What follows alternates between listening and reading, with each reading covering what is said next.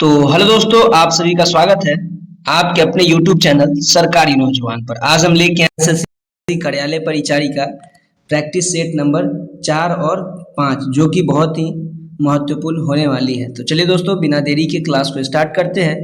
तो आपका सबसे पहला प्रश्न है कि निम्नलिखित में से भारत का राष्ट्रीय पेड़ कौन है? बताइए दोस्तों, निम्नलिखित में से भारत का राष्ट्रीय पेड़ कौन सा है? तो वो बरगद है। कौन सा है दोस्तों? बरगद है। चलिए दोस्तों, आपका अगला प्रश्न है कि मेडवेट था क्या है दोस्तों? मेडवेट क्या है? बताइएगा दोस्तों कि मेडवेट क्या है?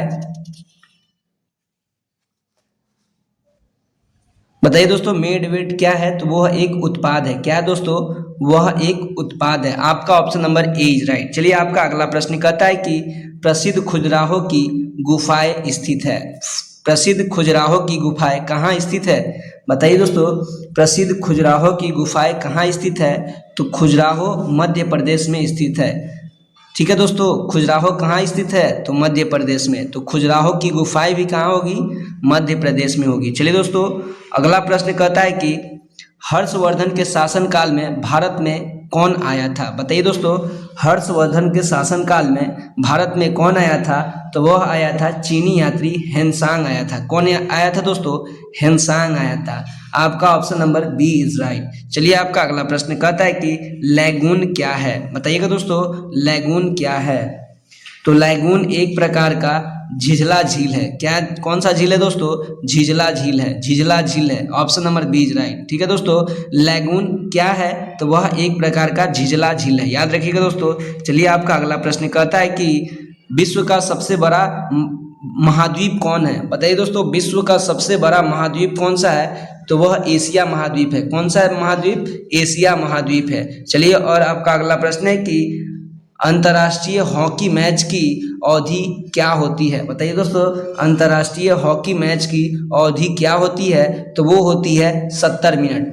हॉकी मैच की अवधि होती है 70 मिनट और फुटबॉल मैच की होती है अवधि 90 मिनट। याद रखिएगा दोस्तों, फुटबॉल फुटबॉल की होती है 90 मिनट। चलिए, आपका अगला प्रश्न है कि निम्नलिखित में कौन सा शहर सतलुज नदी के किनारे बसा हुआ है? बताइए दोस्तों, सतलुज नदी के किनारे कौन सा शहर बसा हुआ है? तो वह है फिरोजपुर। कौन है दोस्तों? फिरोजपुर है। ठीक है दोस्तों, फिरोजपुर जो पंजाब में पड़ता है, तो वही फिरोजपुर। फिरोजपुर कहाँ है? तो पंजाब में। याद रखिए दोस्तों।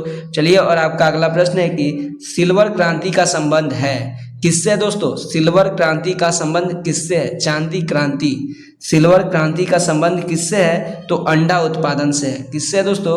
अंडा उत्पादन से। आपका option number B is right. और भी बताइएगा दोस्तों कि श्वेत क्रांति का संबंध किससे है? तो दूध उत्पादन से। ठीक है दोस्तों, श्वेत क्रांति का संबंध दूध उत्पादन से है और पीली क्रांति का संबंध तिलहन उत्पादन से। ठीक है दोस्तों, याद रखिएगा, पीली क्रांति का संबंध तिलहन उत्पादन से है।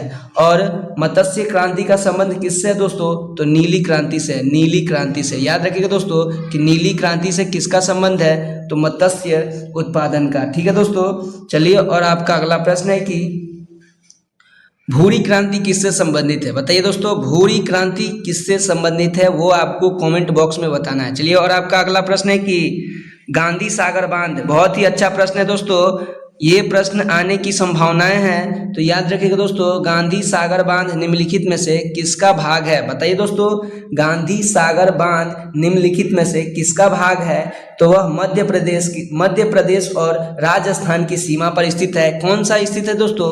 तो चंबल परियोजना। कौन सा? चंबल परियोजना। कौन है दोस्तों? गांधी सागर बांध निम्नलिखित में से किसका भाग है? तो चंबल परियोजना का एक भाग है। ठीक है दोस्तों, और गांधी सागर बांध चंबल नदी।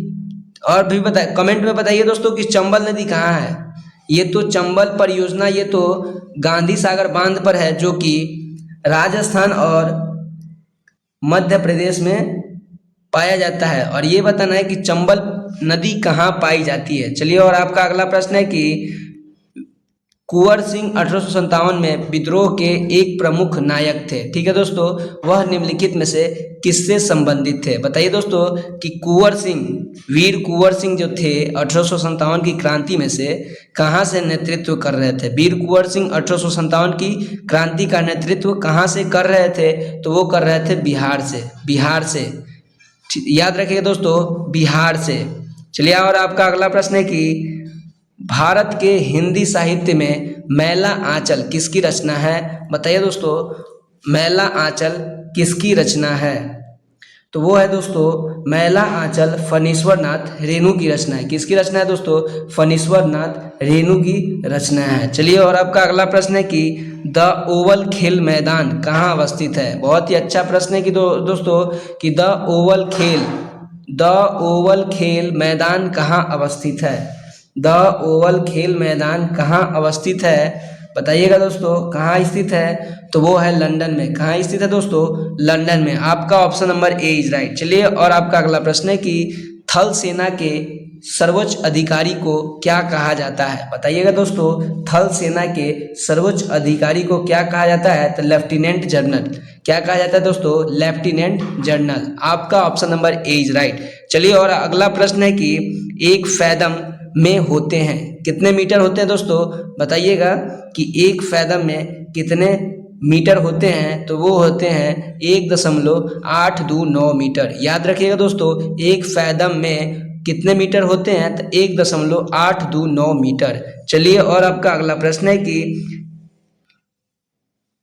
एलईडी का आविष्कार किसने किया था? बताइएगा दोस्तों, एलईडी का आविष्कार किसने किया था? एलईडी का फुल फॉर्म होता है लाइट इमिटिंग डियोड। ठीक है दोस्तों, कौन किया था आविष्कार? तो वो किए थे निक होवेल नायक। कौन किए थे दोस्तों? निक होलो नायक। याद रखिएगा दोस्तों, एलईडी का आविष्कार निक होलो नायक ने किया था, और एलईडी का फुल फॉर्म होता है लाइट इमिटिंग डियोड। ठीक है दोस्तों, चलिए, और आपका अगला प्रश्न है कि टेल्यूरिन उसी समूह में है जिसमें यह है। टेल्यूरिन जो है दोस्तों, वह कौन से समूह में है? जिस समूह में इस चारों ऑप्शन में से कोई एक है। बताइएगा दोस्तों, कौन है? तो वो है आपका ऑप्शन सी। आपका ऑप्शन सी, ऑक्सीजन। कौन है दोस्तों? ऑक्सीजन। ऑक्सीजन में ही टेल्यूरिन समूह पाई जाती है। चलिए, और आपका अगला प्रश्न है कि साबुन द्वारा निर्मल का क्या सिद्धांत है? बताइएगा दोस्तों, साबुन द्वारा निर्मलन का क्या सिद्धांत है? तो वो पृष्ठ तनाव पर काम करता है। किस सिद्धांत पर कार्य करता है? तो पृष्ठ तनाव पर कार्य करता है। चलिए दोस्तों, और आपका अगला प्रश्न देख लेते हैं। तो और आपका अगला प्रश्न कहता है कि हाइग्रोमीटर, ठीक है दोस्तों, हाइग्रोमीटर से क्या मापा जाता है? बताइएगा दोस्तों, हाइग्रोमीटर से क्या मापा जाता है? तो वो वायु का आर्द्रता मापा जाता है। क्या मापा जाता है दोस्तों? वायुमंडलीय आर्द्रता मापी जाती है। ठीक है दोस्तों, चलिए, और आपका अगला प्रश्न है कि प्रत्येक गर्म वस्तु उत्सर्जित करता है। क्या उत्सर्जित करता है दोस्तों? प्रत्येक गर्म वस्तु औरक्त किरणें उत्सर्जित करता है। क्या? औरक्त किरणें उत्सर्जित करता है। आपका option number B is right. चलिए, और आपका अगला प्रश्न है कि मृदु साबुन लवण होता है किसका? मृदु साबुन लवण होता है के पोटेशियम का। किसका दोस्तों? पोटेशियम का। चलिए, और आपका अगला प्रश्न है कि रॉकेट किस सिद्धांत पर कार्य करता है? बताइएगा दोस्तों, रॉकेट किस सिद्धांत पर कार्य करता है? तो वो रेखीय संवेग संरक्षण पर कार्य करता है। कौन? रेखीय संवेग संरक्षण, या फिर ये भी बोल सकते हैं संवेग संरक्षण के सिद्धांत पर कार्य करता है। चलिए, और आपका अगला प्रश्न है कि फ्यूज तार का गलनांक है। फ्यूज तार का गलनांक क्या होता है दोस्तों? बताइएगा। तो वो फ्यूज तार का गलनांक निम्न होता है। क्या होता है दोस्तों? निम्न होता है। चलिए, और आपका अगला प्रश्न है कि दूध का पीएच मूल्य क्या है? बताइए दोस्तों, पीएच मान कितना है दूध का? दूध का पीएच मान लगभग 6.6 होता है। कितना होता है दोस्तों? लगभग 6.6 होता है। और ये भी बताइएगा दोस्तों कि दूध में कौन सा अम्ल पाया जाता है? तो लैक्टोज क्या पाया जाता है? तो लैक्टोज। दूध में लैक्टोज पाया जाता है। ठीक है दोस्तों, लैक्टोज पाया जाता है। चलिए, और आपका अगला प्रश्न है कि दूध के खट्टा होने का प्रमुख कारण क्या है? बताइएगा। दूध के खट्टा होने का प्रमुख कारण क्या है? तो लैक्टिक एसिड में बदलना है।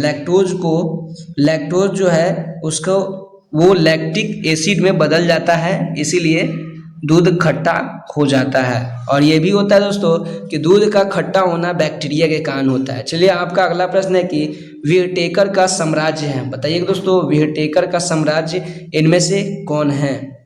तो वो है दोस्तों ये सभी, व्हिटेकर का साम्राज्य ये सभी है, जिसमें आ जाता है प्लाटे और एनीमिया, मोनेरा और प्रोटिस्टा और फंगी। कौन आता है दोस्तों? व्हिटेकर का साम्राज्य है। ये सभी एक प्रकार की कवकें हैं जो प्लाटे और एनीमिया बीमारी है, मोनेरा और प्रोटिस्टा और फंगस, ये सभी में आती है। ठीक है दोस्तों, व्हिटेकर का साम्राज्य। चलिए आपका अगला प्रश्न है कि प्रथम विश्व युद्ध कब आरंभ हुआ था? बताइएगा दोस्तों, प्रथम विश्व युद्ध कब आरंभ हुआ था? तो वो हुआ था 1914 में। और समाप्त कब हुआ था दोस्तों? 1918 में। ठीक है दोस्तों, चलिए और आपका अगला प्रश्न है कि निम्नलिखित में से कौन सा देश चावल का प्रमुख उत्पादक है? बताइए दोस्तों, कौन सा देश चावल का प्रमुख उत्पादक है? तो आपका हो जाएगा चीन। कौन हो जाएगा दोस्तों? चीन हो जाएगा। देश चावल का प्रमुख उत्पादन है तो वह चीन है। ठीक है दोस्तों, चलिए और आपका अगला प्रश्न है कि हिंद स्वराज के लेखक कौन है? बताइए दोस्तों, हिंद स्वराज के लेखक कौन है? तो वो है महात्मा गांधी। कौन है दोस्तों? महात्मा गांधी। चलिए और आपका अगला प्रश्न है कि यूरोप में कागज बनाने का पहला कारखाना कहाँ खोला गया था? बहुत ही अच्छा प्रश्न है दोस्तों कि यूरोप में कागज बनाने का पहला कारखाना कहाँ खोला गया था? तो वो खोला गया था दोस्तों जर्मनी में। कहाँ खोला गया था दोस्तों? जर्मनी में। यूरोप में कागज बनाने का पहला कारखाना जर्मनी में खोला गया था। चलिए और आपका अगला प्रश्न है कि शिव समुद्रम जलप्रपात किस नदी पर स्थित है? बताइए दोस्तों, शिव समुद्रम जलप्रपात किस नदी पर स्थित है? तो वो है कावेरी नदी पर। याद रखिएगा दोस्तों, शिव समुद्रम जलप्रपात कावेरी नदी पर स्थित है। चलिए और आपका अगला प्रश्न है कि झारखंड, छत्तीसगढ़ और मध्य प्रदेश राज्य खनिजों और डैश भंडारण में प्रसिद्ध है। बताइए दोस्तों, झारखंड, छत्तीसगढ़ और मध्य प्रदेश किस भंडारण के लिए प्रसिद्ध है? तो वो आपका हो जाएगा कोयला उत्पादन के लिए। कौन सा उत्पादन? कोयला उत्पादन में सबसे पहले स्थान पर है। चलिए आपका अगला प्रश्न है कि सौर ऊर्जा उत्पन्न करने के लिए प्रयुक्त विधि है। बताइए दोस्तों, कौन सा विधि है? सौर ऊर्जा प्रयुक्त विधि है। सौर ऊर्जा उत्पन्न करने के लिए प्रयुक्त विधि है तो फोटोवोल्टिक। क्या है दोस्तों? फोटोवोल्टिक। दोस्तों ये कार्यालय परिचारिका प्रैक्टिस सेट नंबर 4 से 5 है जो कि अति महत्वपूर्ण है। इसमें लेवल का पता चल रहा है दोस्तों, जो कि बहुत ही अच्छा प्रश्न पूछा गया है। तो ऐसा इसी प्रकार का प्रश्न आपके एग्जाम में पूछे जाएंगी। तो वीडियो को लाइक और चैनल को सब्सक्राइब जरूर कीजिएगा और वीडियो में बने रहिएगा दोस्तों। ठीक है दोस्तों, आगे भी अच्छे प्रश्न देखने को मिलने वाली है जो आपने कभी नहीं देखा होगा। ठीक है दोस्तों, चलिए और आपका अगला प्रश्न है कि बिहार में सर्वप्रथम नगर निगम की स्थापना कहाँ की गई थी? बताइएगा दोस्तों, बिहार में सर्वप्रथम नगर निगम की स्थापना कहाँ की गई थी? तो सबसे पहले पटना में किया गया था। ठीक है दोस्तों, सबसे पहले पटना में किया गया था जो कि बिहार की राजधानी है। ठीक है दोस्तों, चलिए आपका अगला प्रश्न है कि किस देश में ओलंपिक खेल का विरोध नस्ल पर आधारित था? किस देश में ओलंपिक खेल का आयोजन विरोध नस्ल पर आधारित था? बताइएगा। तो वो है मैक्सिको। कौन है दोस्तों? मैक्सिको। आपका option number B is right. चलिए और आपका अगला प्रश्न है कि भारत में राज्य सरकार का प्रमुख कौन होता है? बताइएगा दोस्तों, भारत में राज्य सरकार का प्रमुख कौन होता है? तो वो मुख्यमंत्री होता है। कौन होता है दोस्तों? मुख्यमंत्री होता है। राज्य का प्रधान कौन होता है दोस्तों? तो वह मुख्यमंत्री होता है। चलिए आपका अगला प्रश्न है कि इनमें से किस देश को सामाजिक विभेद के कारण विखंडन का सामना करना पड़ा? बताइएगा दोस्तों, किस देश को सामाजिक विभेद के कारण विखंडन का सामना करना पड़ा? तो वो है आपका आपका ऑप्शन नंबर सी, यूगोस्लाविया। कौन है दोस्तों? यूगोस्लाविया। ठीक है दोस्तों, आपका option number C is right. चलिए आपका अगला प्रश्न है कि भारत में पंचायती राज व्यवस्था का क्या महत्व है। बहुत ही अच्छा प्रश्न है दोस्तों कि भारत में पंचायती राज व्यवस्था का क्या महत्व है। तो स्थानीय स्वशासन क्या है दोस्तों, स्थानीय स्वशासन। आपका option number A is right. चलिए और आपका अगला प्रश्न है कि डेसिबल है क्या है दोस्तों। डेसिबल एक ध्वनि स्तर की एक माप है, ध्वनि सुनने की इकाई है डेसिबल। चलिए आपका option number B is right. चलिए और आपका अगला प्रश्न है कि 2 मिथाइल प्रोपेन में 3 डिग्री सेल्सियस कार्बन की संख्या है, बताइएगा दोस्तों क्या है। तो वो हो जाएगा आपका ऑप्शन डी 1। क्या है दोस्तों, ऑप्शन डी 1 हो जाएगा। चलिए और आपका अगला प्रश्न है कि ऊष्मा की एसआई इकाई क्या है, बताइएगा दोस्तों ऊष्मा की एसआई इकाई क्या है।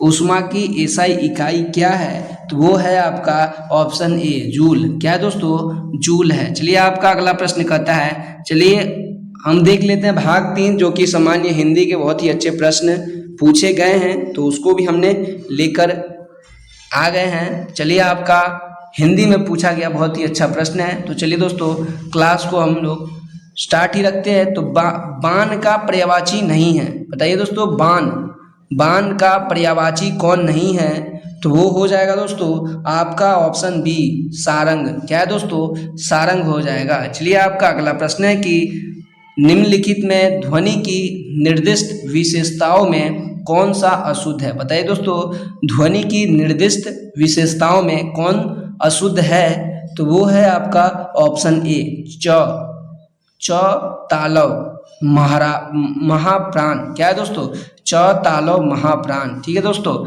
देखिए दोस्तों बिहार एसएससी कार्यालय परिचारी में हिंदी का बहुत ही अच्छा रोल है, जो कि हिंदी से 30 प्रश्न पूछे जा रहे हैं। तो आपको हिंदी तो पढ़नी ही पड़ेगी दोस्तों। तो आप लोग हिंदी और मैथ्स पे बहुत ही अच्छा कमांड कर लेने के बाद आपका एग्ज़ाम क्वालिफाई हो जाएगा। तो देखिए दोस्तों इस क्लास में हम आपके लिए लेकर आए हैं जीके के टॉप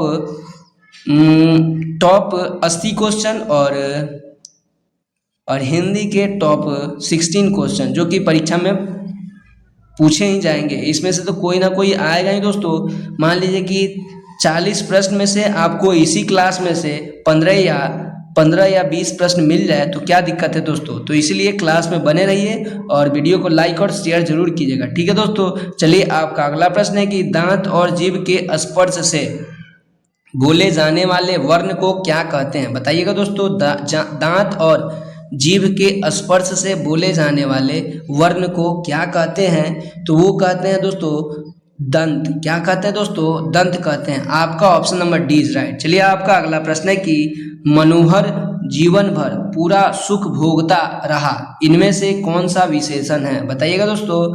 मनोहर जीवन भर सुख भोगता रहा, जीवन भर पूरा, तो ये है दोस्तों परिणामवाचक विशेषण। क्या है दोस्तों, परिणामवाचक विशेषण। आपका option number D is right. चलिए और आपका अगला प्रश्न है कि वह बहुत अच्छा लड़का है, बताइए दोस्तों वह बहुत अच्छा लड़का है वाक्य में वह कौन सा सर्वनाम है, बताइएगा दोस्तों वाक्य में वह कौन सा सर्वनाम है। तो वो है निश्चयवाचक सर्वनाम। कौन है दोस्तों, निश्चयवाचक सर्वनाम। चलिए आपका अगला प्रश्न है कि आयोगवाह क्या है, बताइएगा दोस्तों आयोगवाह क्या है।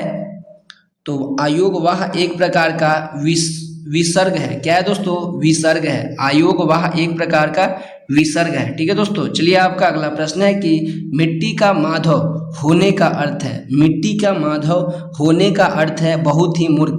क्या है दोस्तों, मिट्टी का माधव होने का क्या अर्थ है, तो बहुत ही मूर्ख। आपका option number B is right. चलिए आपका अगला प्रश्न है कि निम्नलिखित शब्दों में किसमें उपसर्ग का निर्देश अशुद्ध है, बताइए दोस्तों निम्नलिखित शब्दों में किसमें उपसर्ग का निर्देश अशुद्ध है। तो वो है दोस्तों निम्न प्लस अतिजत, निम्नजित, ठीक है दोस्तों निम्नजित। तो आपका ऑप्शन नंबर ए अशुद्ध होगा, ठीक है दोस्तों आपका ऑप्शन ए अशुद्ध होगा। और इसको देख लेते हैं उत प्लस ग्रीव, उतग्रीव, उदग्रीव, ठीक है दोस्तों। अध प्लस सेरा, अधसेरा, ठीक है दोस्तों। नी प्लस खरा, निखरा, ठीक है। ये तीनों प्रश्न सही हैं और ये निम्नजित, ये गलत है दोस्तों। ठीक है दोस्तों, अगला प्रश्न है कि किस शब्द में तत्पुरुष समास है? बताइएगा दोस्तों, किस शब्द में तत्पुरुष समास है? तो वो मधुमक्खी में तत्पुरुष समास है। आपका option number D is right. चलिए, आपका अगला प्रश्न है कि चांदनी चौक में कौन सी संज्ञा है? बताइए दोस्तों, चांदनी चौक में कौन सी संज्ञा है? तो वो है आपका व्यक्तिवाचक संज्ञा। क्या है दोस्तों? व्यक्तिवाचक संज्ञा। चलिए, और आपका अगला प्रश्न है कि आयुष्मान का स्त्रीलिंग क्या है? बताइएगा दोस्तों, आयुष्मान का स्त्रीलिंग क्या है? तो आयुष्मती। क्या है दोस्तों? आयुष्मती। क्या होगा दोस्तों? आयुष्मती। आपका ऑप्शन ए इज राइट। चलिए, आपका अगला प्रश्न है कि देवेंद्र का संधि विच्छेद बताएं। बताइएगा दोस्तों, देवेंद्र का संधि विच्छेद तो देव प्लस इंद्र होगा। क्या होगा दोस्तों? देव प्लस इंद्र होगा। आपका ऑप्शन सी इज राइट। चलिए, और आपका अगला प्रश्न है कि शताब्दी शब्द उदाहरण है किसका? शताब्दी शब्द किसका उदाहरण है? बताइए दोस्तों, तो शताब्दी शब्द द्विगु समास है। क्या है दोस्तों? द्विगु समास है। आपका option number A is right. चलिए, और आपका अगला प्रश्न है कि तिरंगा में कौन सा समास है? बताइएगा दोस्तों, तिरंगा में कौन सा समास है? तो उसमें भी द्विगु समास है। ठीक है दोस्तों, तिरंगा मतलब तीन रंग का, तिरंगा मतलब होता है तीन रंग का। ठीक है दोस्तों, तो उसको हम गिन सकते हैं, और जिसको भी गिन सकते हैं वह द्विगु समास होता है। ठीक है दोस्तों, जैसे त्रिभुज। ठीक है दोस्तों, ये द्विगु समास होगा। जिसको भी हम लोग गिन सकते हैं वह द्विगु समास होता है, याद रखिएगा दोस्तों। और ये देख लेते हैं दोस्तों क्वेश्चन 85। तो कहता है कि गद्यांश को पढ़कर प्रश्न दे। ठीक है दोस्तों, तो गद्यांश को हम लोग पढ़ लेते हैं। तो गद्यांश देखिए क्या कहता है कि भारत माता को हम नमन करते हैं। ठीक है दोस्तों, उत्तर में हिमालय इसका प्रहरी है, दक्षिण में हिंद महासागर उसके चरण पखारता है, और पश्चिम में कच्छ की खाड़ी, और पूरब में बांग्लादेश है। गंगा यमुना नर्मदा ताप्ती कृष्णा गोदावरी ब्रह्मपुत्र और आदि नदियां भारत के मैदानी क्षेत्रों की शोभा बढ़ाती है। ठीक है दोस्तों, अच्छा प्रश्न है। तो खेतों में लहराती फसलें और बागों में पके फलों की बहार भारत माता का उपहार है। प्रत्येक धर्म का व्यक्ति भारत माता का सपूत है, सबकी प्रिय है भारत माता। कौन प्रिय है दोस्तों? भारत माता। और बताइए, प्रश्न है कि प्रहरी का अर्थ क्या होता है? बताइएगा दोस्तों, प्रहरी का अर्थ क्या होता है? बताइए दोस्तों, प्रहरी का अर्थ क्या होता है? तो द्वारपाल। क्या होता है दोस्तों? द्वारपाल होता है, पहरेदार होता है, और चौकीदार होता है। ये सभी हो जाएगा, उपयुक्त सभी तीनों होगा दोस्तों। द्वारपाल होता है, पहरेदार होता है, और चौकीदार होता है, उपयुक्त सभी। चलिए, और आपका अगला प्रश्न है कि सीता किताब पढ़ती है, वाक्य के अनुसार निम्नलिखित में से कौन सा विकल्प सही है? बताइए दोस्तों, सीता किताब पढ़ती है, इस वाक्य में कौन सा सही है? तो सीता उद्देश्य है। क्या है दोस्तों? सीता उद्देश्य है। क्या है दोस्तों? सीता उद्देश्य। आपका ऑप्शन ए इज राइट। चलिए, और आपका अगला प्रश्न है कि अयोध्या के राजा दशरथ के 4 पुत्र थे, इनमें कौन पदबंध थे? बताइए दोस्तों, अयोध्या के राजा दशरथ के 4 पुत्र थे, इनमें कौन पदबंध है? तो आपका हो जाएगा संज्ञा पदबंध। कौन सा पदबंध है? तो संज्ञा पदबंध है। चलिए, और आपका अगला प्रश्न है 88 नंबर देख लेते दोस्तों कि निम्नलिखित में भाववाच्य का उदाहरण है। बताइएगा दोस्तों, भाववाच्य का उदाहरण कौन सा है? तो देखिए दोस्तों, थोड़ी देर सो लिया जाए, भाववाच्य है। ठीक है दोस्तों, आपका option number C is right.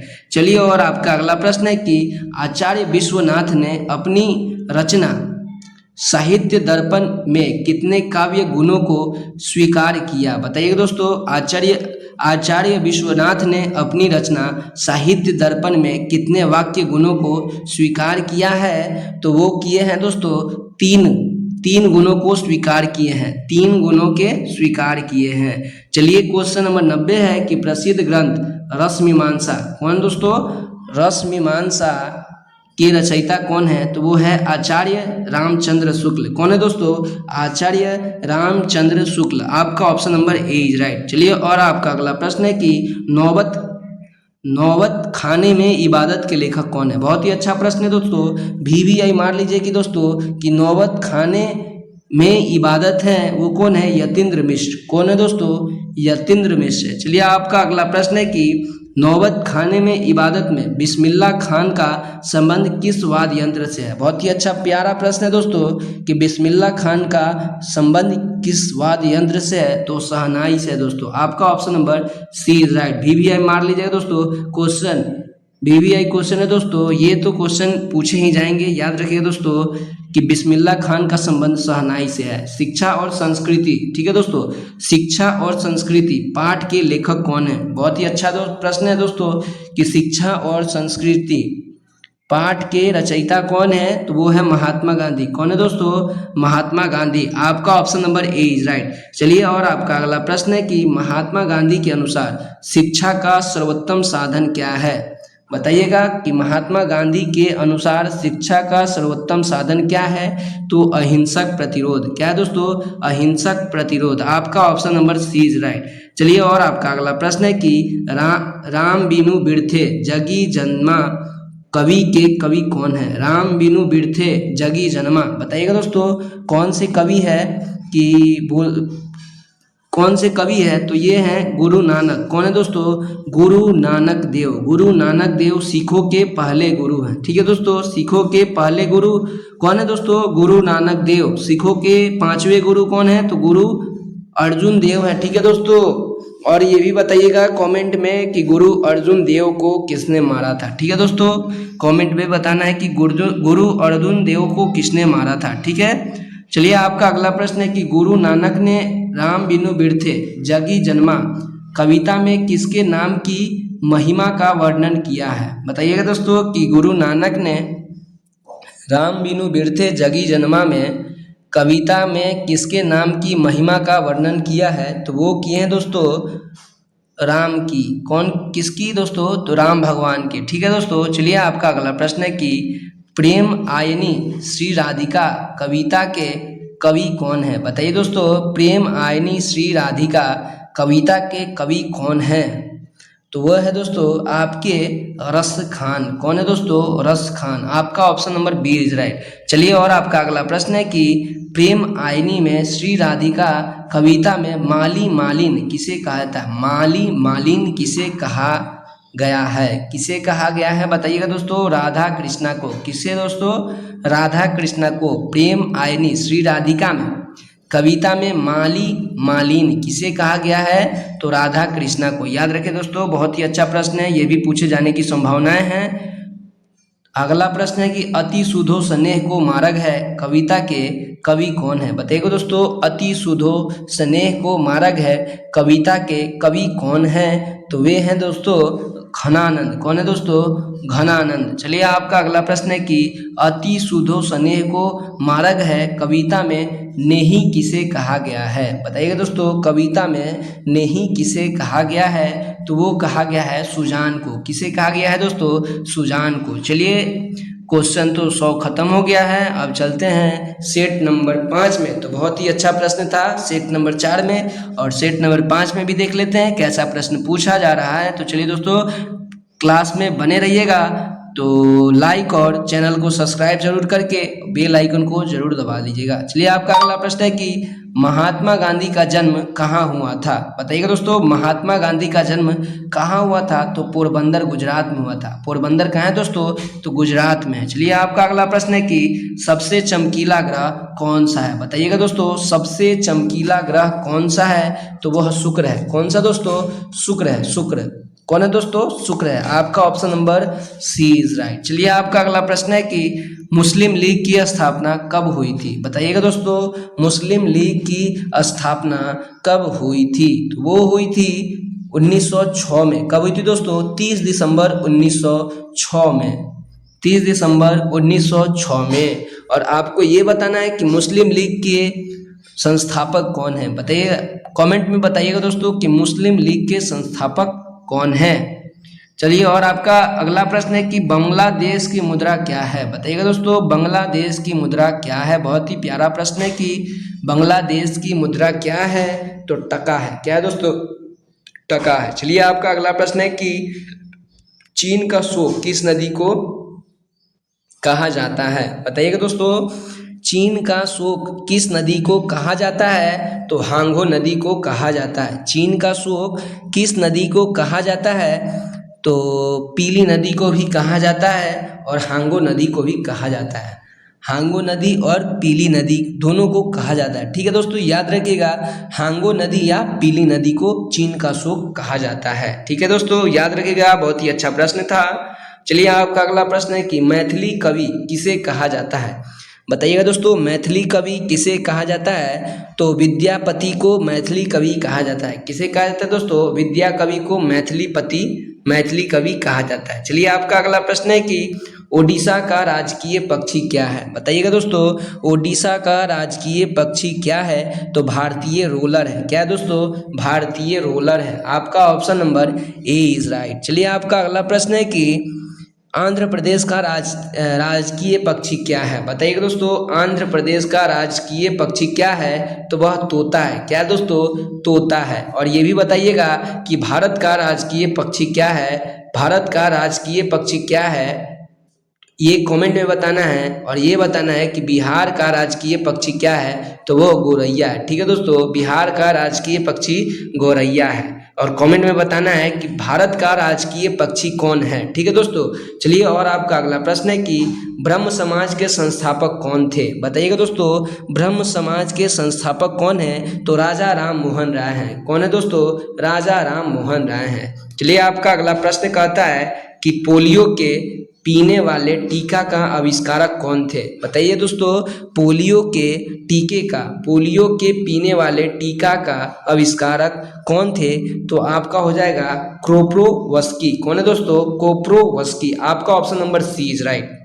ध्यान दीजिएगा दोस्तों। चलिए आपका अगला प्रश्न है कि महाराष्ट्र का राजकीय वृक्ष क्या है। क्या पूछ रहा है दोस्तों, वृक्ष पूछ रहा है। कहाँ का, तो महाराष्ट्र का। तो महाराष्ट्र का राजकीय वृक्ष है आम। क्या है दोस्तों, आम है। ठीक है दोस्तों, महाराष्ट्र का राजकीय वृक्ष है आम है। और आपको कमेंट में बताना है कि बिहार का राजकीय वृक्ष क्या है। ठीक है दोस्तों, बिहार का राजकीय वृक्ष क्या है। चलिए आपका अगला प्रश्न है कि शिवाजी के कितने मंत्री थे। बताइए दोस्तों, शिवाजी के कितने मंत्री थे। तो वो थे 8। कितने थे दोस्तों, 8 थे। आपका option number C is right. चलिए और आपका अगला प्रश्न है कि भारत में कौन सी भाषा सर्वाधिक बोली जाती है।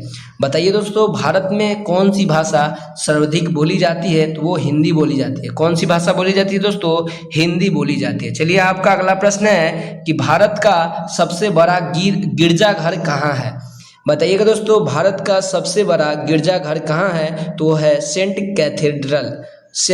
कैथेड्रल जो कि गोवा में है। सेंट कैथेड्रल जो कि गोवा में है। कहाँ है दोस्तों, गोवा में है। याद रखिएगा। और आपका अगला प्रश्न है कि अर्थशास्त्र के लेखक कौन है। बताइएगा दोस्तों, अर्थशास्त्र के लेखक कौन है। तो अर्थशास्त्र के लेखक कौटिल्य, जिनको चाणक्य भी कहा गया है। कौटिल्य, चाणक्य। आपका option number A is right. चलिए आपका अगला प्रश्न है कि मिशन इंद्रधनुष किससे संबंधित है।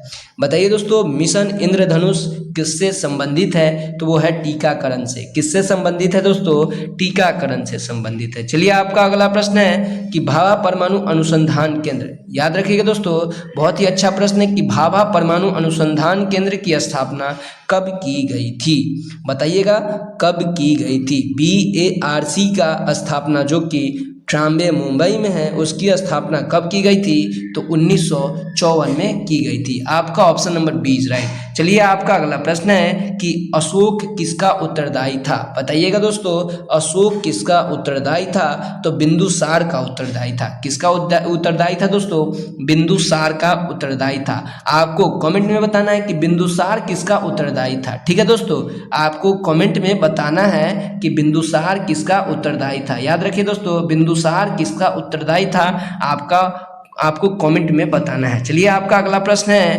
कि हैजा, ठीक है दोस्तों, हैजा रोग किस जीवाणु के कारण होता है। बताइएगा दोस्तों, हैजा रोग किस जीवाणु के कारण होता है। तो विब्रियो कोलेरा। किसके कारण होता है दोस्तों, विब्रियो कोलेरा के कारण होता है। याद रखिए दोस्तों, विब्रियो कोलेरा के कारण होता है। चलिए और आपका अगला प्रश्न है कि बिहार राज्य की मुख्य नगद फसल कौन सी है।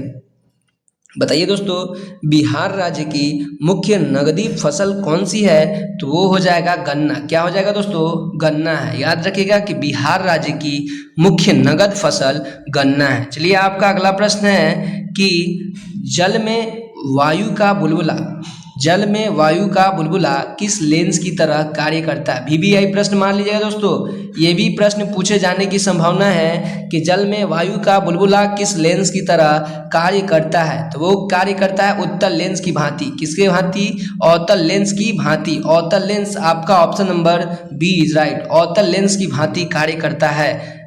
ठीक है दोस्तों, चलिए आपका अगला प्रश्न है कि गोबर गैस में कौन सी गैस होती है? बताइएगा दोस्तों, गोबर गैस में कौन सी गैस होती है? तो वो होती है दोस्तों मीथेन। क्या होती है? तो मीथेन होती है। आपका option number A is right. चलिए आपका अगला प्रश्न है कि ओजोन के क्षय का कारण क्या है? बताइएगा दोस्तों, ओजोन के क्षय का कारण क्या है? तो वो है CFC। क्या है दोस्तों? CFC, जिसे हम लोग क्लोरोफ्लोरोकार्बन बोलते हैं। ठीक है दोस्तों, क्लोरोफ्लोरोकार्बन। चलिए आपका अगला प्रश्न है कि कैलामाइन क्या है दोस्तों? कैलामाइन किसका अयस्क है? बहुत ही अच्छा प्रश्न है कि कैलामाइन किसका अयस्क है? तो वो है जिंक का। किसका अयस्क है दोस्तों? जिंक का। आपका option number A is right. चलिए आपका अगला प्रश्न है कि निम्न में से सबसे अच्छा नाभिकीय ईंधन कौन है? बताइएगा, निम्न में से सबसे अच्छा नाभिकीय ईंधन कौन है? तो वो है प्लूटोनियम। क्या है दोस्तों? प्लूटोनियम है। याद रखिएगा। चलिए आपका अगला प्रश्न है कि वेग परिवर्तन की दर को क्या कहते हैं? बताइएगा, वेग परिवर्तन की दर को क्या कहते हैं? तो वो दोस्तों त्वरण कहते हैं। क्या कहते हैं दोस्तों? त्वरण कहते हैं। चलिए आपका अगला प्रश्न है कि हेडलाइट अयस्क का उदाहरण है। हैलाइड अयस्क का उदाहरण है क्रायोलाइट। क्या है दोस्तों? क्रायोलाइट। आपका option number D is right. चलिए आपका अगला प्रश्न कहता है कि निम्नलिखित में से कौन यौगिक नहीं है? बताइए दोस्तों, निम्नलिखित में से कौन यौगिक नहीं है? तो वो है हवा यौगिक नहीं है। चलिए आपका अगला प्रश्न है कि चिपको आंदोलन का मुख्य उद्देश्य क्या था? बताइएगा दोस्तों, चिपको आंदोलन का मुख्य उद्देश्य क्या था? तो वो था दोस्तों वृक्ष को बचाना। क्या दोस्तों? वृक्ष को बचाना। आपको कमेंट में बताना है कि चिपको आंदोलन कब हुई थी। ठीक है दोस्तों, चिपको आंदोलन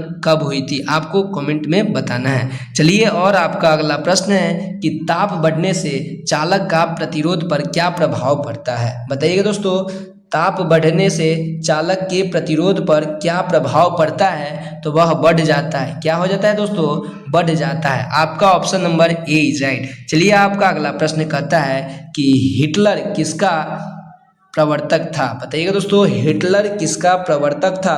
तो वो था दोस्तों नाजीवाद का। किसका प्रवर्तक था दोस्तों? नाजीवाद का। आपका option number A is right. चलिए आपका अगला प्रश्न कहता है कि स्पिनिंग जेनी का आविष्कार, बहुत ही प्यारा प्रश्न है दोस्तों, स्पिनिंग जेनी का आविष्कार, कताई मशीन। कौन मशीन? कताई मशीन का आविष्कार कब हुआ था? तो 1764 में हुआ था। कब हुआ था दोस्तों? 1764 में हुआ था। चलिए आपका अगला प्रश्न कहता है धुएं और कोहरे का संबंध सम्मिलित रूप क्या कहलाता है? बताइएगा दोस्तों, कोहरे और धुएं का सम्मिलित रूप क्या कहलाता है? तो धुंध कहलाता है, जिसे हम लोग स्मॉग कहते हैं, धुंध। आपका option number D is right. चलिए आपका अगला प्रश्न है कि बिहार का कितना क्षेत्र वनों से आच्छादित है?